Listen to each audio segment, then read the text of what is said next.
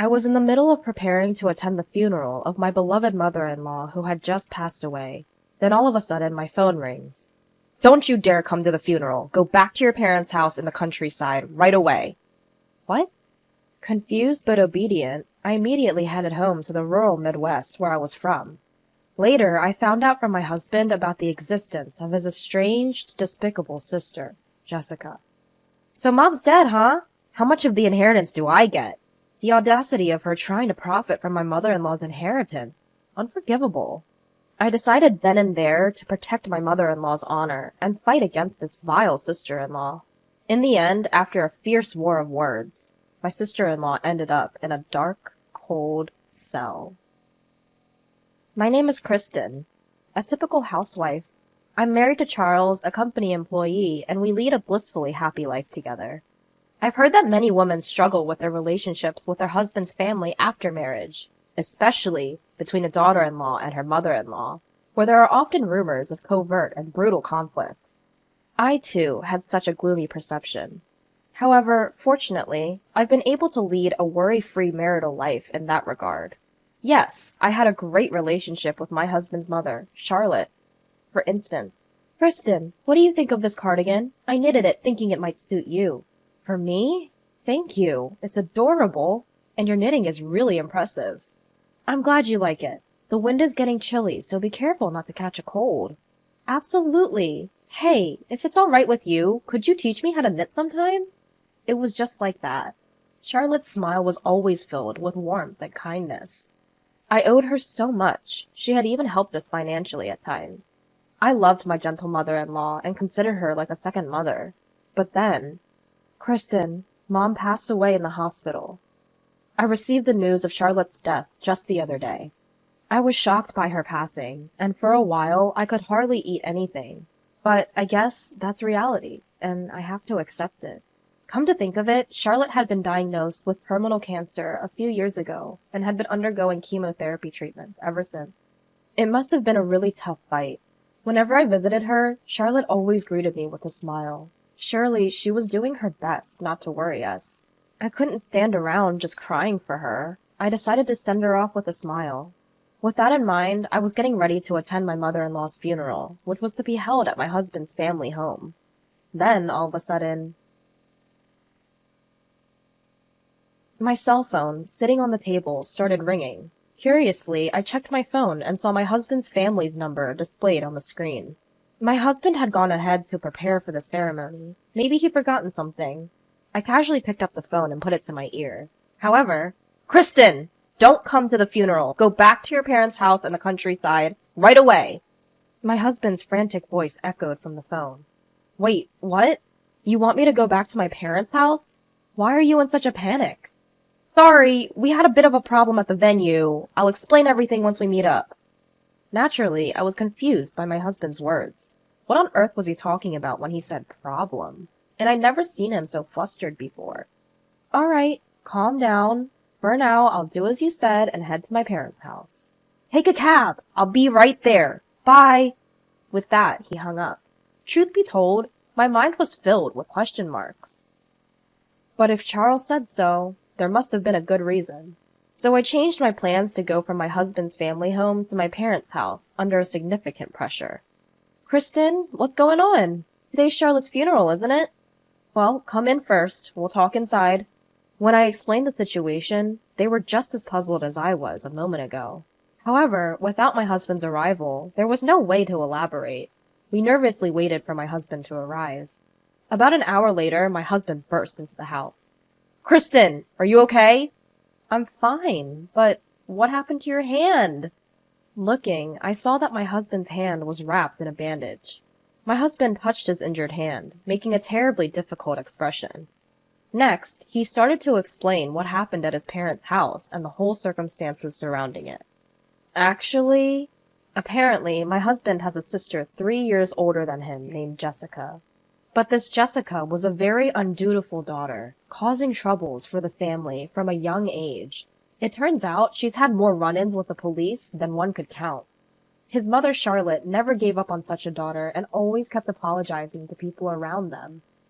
And she even took responsibility for the debt that Jessica created. I'll definitely pay it back, okay? Please, Mom. She believed her daughter's words, but Jessica betrayed that promise and left home. Jessica was cut off from my husband's family, and it has been a no-contact situation until today. And then Jessica showed up at his parents' house on the day of her mother's funeral. After so much time, one might think she would have grown a bit. However, the words that came out of Jessica's mouth were, "So Mom's dead, right? How much of the inheritance can I get?" Of course, my husband was furious with her attitude. Was that the first thing to say after their mother's death? He went on to angrily tell his sister that she was disinherited a long time ago. And also, to Charlotte, her daughter was no longer Jessica, but Kristen. In other words, me. What? Kristen? Who's that woman? It's ridiculous if she can inherit and the real daughter can't. Upon hearing the truth, Jessica became enraged, her face turning red. Then she snatched my husband's phone and stormed out of the house in her car, hurling hostile words towards us. Apparently, the injury to my husband's hand was from her biting him at that time. I remotely locked the phone right away, but it seemed she might have found out our house location and Kristen's face from the contact list and photos. Oh my, I can't believe my ears! I was speechless for a moment after hearing my husband's words. I was surprised to learn for the first time that Charlotte had a daughter, and it was even more shocking that she was such a terrible person. I'm sorry for hiding about my sister. It's my family issue. But now... My husband apologized with a pained expression. We were thinking of how to deal with the situation, trying to cheer up my distressed husband.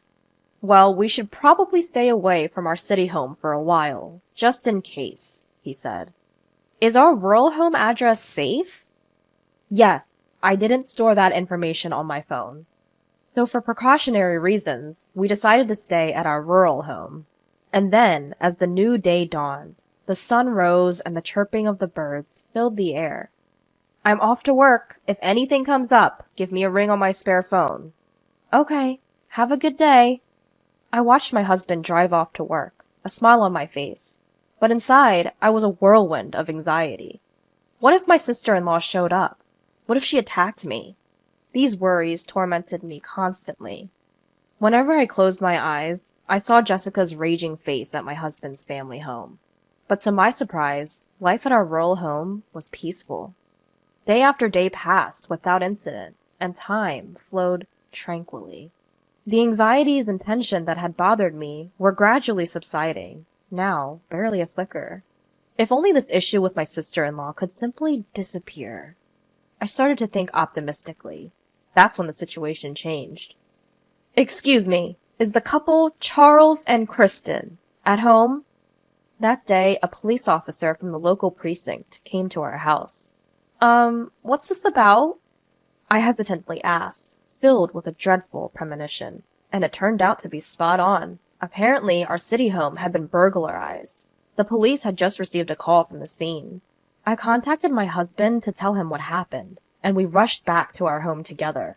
And when we arrived, sure enough, the house had been ransacked. Every drawer was open, as if a storm had swept through. Is there anything missing? The officer asked. Well, let's see. Urged on, we checked the inside of our house, under the supervision of a police officer. Our bank books and other valuables seemed safe, for now. However, a few $100s that should have been in our dresser were gone. By the way, according to a neighborhood investigation, a suspicious woman had been spotted around here several times over the past few days. This woman was reportedly shouting in front of our house, yelling things like, "Come out!" and "Pay me back!" Charles, could that be?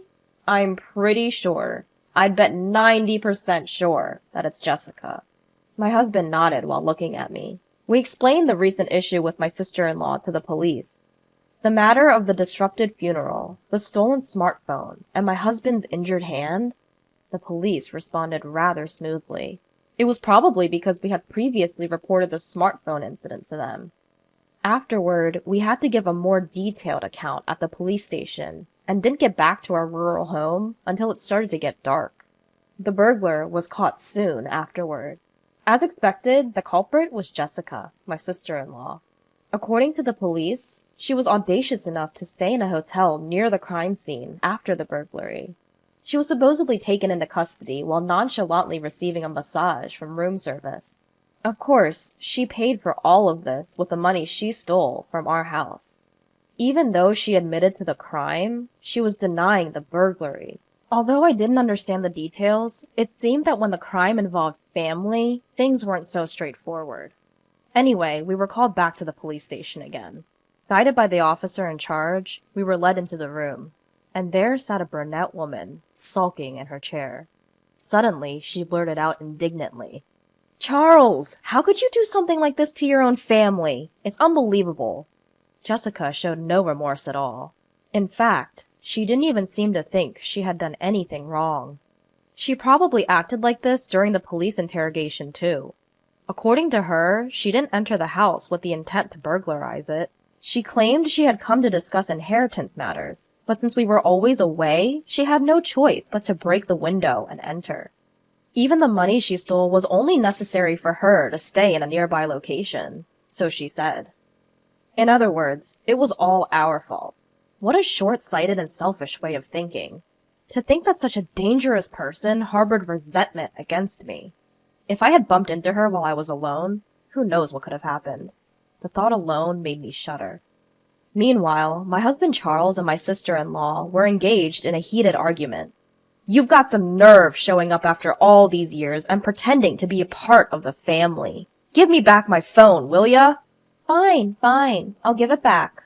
You locked it right away, so I couldn't even use it properly. Just like you, huh? Besides, family is family, isn't it? Both Mom and I cut ties with you a long time ago. That means you have no business with her inheritance. Oh, about that. Leaving all her money to a stranger's daughter instead of her own. Was the old hag out of her mind or what? Please, stop saying such disgraceful things. Before I knew it, I found myself shouting. I couldn't stand her disrespecting Charlotte. But Jessica shot back, glaring at me and sounding quite annoyed. "You're that Kristen woman, right? The one who stole the inheritance that was supposed to be mine." "No, I didn't steal anything. I mean, what do you mean?" With that, Jessica started bearing down on me. I hate to admit it, but her intense stare had me frightened. I lost the words I was about to say. Jessica seemed to see right through me, snorted, and began to laugh, looking as if she had just won a victory. At that moment, the police officer sitting with us coughed lightly and stepped in. "Let's all calm down, folks. It seems there's a lot going on, so why don't you have a family discussion first?" He must have decided it was a family matter from our exchange. "We can discuss the matter of the charges and everything else later," he said, bringing the situation under control. Later on, we set up a formal discussion at our in-laws' home. In a living room covered with carpet, Charlotte's relatives gathered around a large table. In the midst of this tense atmosphere, it was Jessica who spoke first. "If you give me my share of the inheritance, I'll let all the past rudeness slide. You should be grateful to generous me." Jessica was still as arrogant as ever. Well, it was to be expected. There was no way someone who hadn't changed in over a decade would change in just a few days. Every time she opened her mouth, she kept insisting, "Give me the inheritance. Drop the charges." Of course, we had no intention of meeting her demands. "We've said it over and over. You were disinherited, so you can't receive any of Mom's inheritance." "Well then, why don't you guys give me some money after you receive the inheritance?" "There's no way that absurd idea is going to fly," my husband said, visibly frustrated. I calmed my husband and then turned to her, doing my best to remain level-headed. "Jessica, did you read all of Charlotte's will? There was a section about you too." "I'm only interested in the part about the inheritance. The rest is probably just her grievances against me." "No, Charlotte was concerned about you. She was filled with regret."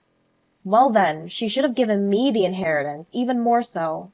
With that, Jessica scoffed in annoyance. My blood was boiling, yet I felt overwhelmingly sad. She saw her own mother, Charlotte, as nothing more than a convenient tool. Charlotte didn't give you any money because she knew she couldn't change you with it, I said without waiting for her response. "I can't let a despicable person like you have even a cent of Charlotte's money. You're telling me you've got some nerve, considering you're not even blood related. I don't want to hear that from someone who dismissed their own blood ties. Facing my words, Jessica faltered for a moment. Then her eyes narrowed sharply, glaring at me. It's an ugly, terrifying look. But this time, I couldn't look away.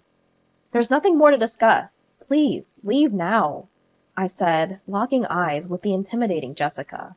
Suddenly, Jessica lunged across the table at me, either out of rage or fear. But she was immediately restrained by my husband and other family members present. 10 minutes later, she was forcefully escorted out by the police who arrived at the scene. All the while, she continued spouting off insults, but by the time she was put into the patrol car, she had completely lost her spirit, slumping her shoulders. Afterwards, I heard Jessica ended up in prison. Our report of the incident had been officially accepted. Apparently, Jessica had a large amount of debt from loan sharks. It seemed that her obsession with Charlotte's inheritance was due to this hidden circumstance. Regardless, she is expected to lead a miserable life, never to see the light of day again. She just doesn't understand a parent's love. She made her bed, now she has to lie in it. We were reflecting on the recent events in our home, which was finally neat and tidy again, after a long time. As my husband offered incense in front of my mother-in-law's portrait, he said, "I was surprised, Kristen, to see you argue so bravely." Well, that's because I read mother-in-law's will again. The truth is, I had read my mother-in-law's will again the day before talking with my sister-in-law. I hadn't really had the time to thoroughly go through it before. The will was filled with Charlotte's passionate feelings, almost like a letter. Every word she had written stirred me up. Charlotte had always been concerned about her child. Without leaving a single grudge, she worried about her well-being, and she bravely departed for heaven, hoping for our happiness as a couple. She would have wanted to do many things for her real daughter. As I held my cardigan tight, I started to tear up thinking about my mother-in-law. Seeing me like that, my husband tried to cheer me up. "Kristen, would you knit something for me too?" "Sure, I'll show you mother-in-law's knitting technique," I said, wiping the tears from the corner of my eyes with a smile. "We'll make good use of her inheritance." From then on, I vowed in my heart to live a happy life, for Charlotte's sake as well.